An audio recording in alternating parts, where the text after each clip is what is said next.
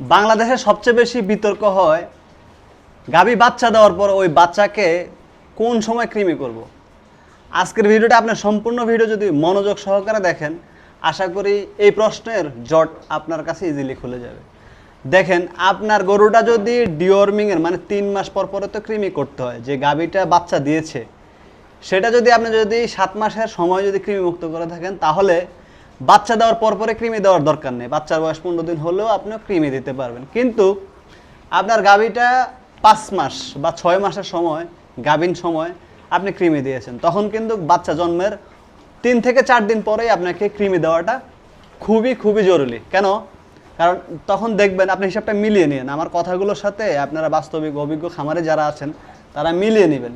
দেখবেন আপনার যেসব গাভী কৃমি দেওয়া হয়েছে, অনেক দিন হয়েছে, বাচ্চা দিয়ে ফেলছে, জন্মের পরে দেখবেন ওই গরুর বাচ্চাগুলোর পাছায় গোবর লেগে থাকবে। মানে মানুষের মতো যে পায়খানাটা ক্লিয়ার হবে না, দুধ খাওয়ার চাহিদা থাকবে না, শরীরের পশম ঝরে যাবে, চোখ দিয়ে পানি ঝরবে এবং বাছুর প্রচুর পরিমাণে মাটি খাবে। মানে যেই মাকে 3 মাস 4 মাস আগে কৃমি করা হয়েছে, নিয়মিত কৃমি করা হয়নি, সেই মায়ের বাচ্চাগুলোকে জন্মের পরে আপনাকে কৃমি করতে হবে। এখন আসি, যেই বাচ্চাটা কৃমি করবেন তার কি কন্ডিশন দেখে আপনার কৃমি করাটা উত্তম।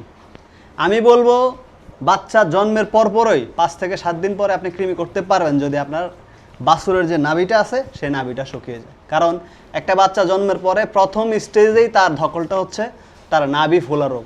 এটা যদি ভালো হয়ে যায় বা নাভিটা যদি শুকিয়ে যায়, নাভির যে সুতাটা আছে সেটা যদি পড়ে যায়, আপনি 5 দিন 7 দিন 10 দিন পরে আপনার মতো করে আপনি অ্যালবেন্ডাজল গ্রুপের বা পাপারাইজিন গ্রুপের বা প্যারাক্লিয়ার ফ্যানবেট এই জাতীয় যে ওষুধগুলো আছে সেগুলো দিয়ে আপনি বাচ্চাকে কৃমি করে ফেলেন। অবশ্যই বাচ্চাকে কৃমি দেওয়ার পরে ভালো কোম্পানির একটা লিভার টনিক এবং জিঙ্ক দিবেন। কিন্তু যেই মাকে ঠিকমতো কৃমি করা হয়েছে তার তো বাচ্চা দ্রুত কৃমি করার দরকার নেই।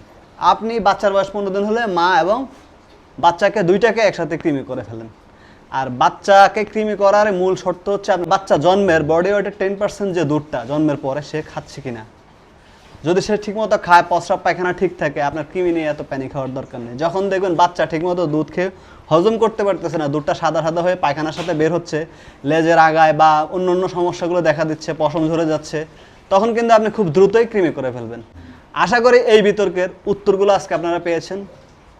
ভালো থাকবেন, সুস্থ থাকবেন। ভিডিওটি ভালো লাগলে অবশ্যই শেয়ার করবেন। আসসালামু আলাইকুম। আয় আয় আয় আয় আয় পর আয় পর আয় পর আয় আয় আয় আয় আয় আয় আয় আয় আয় পর আয় পর আয় পর আয় আয়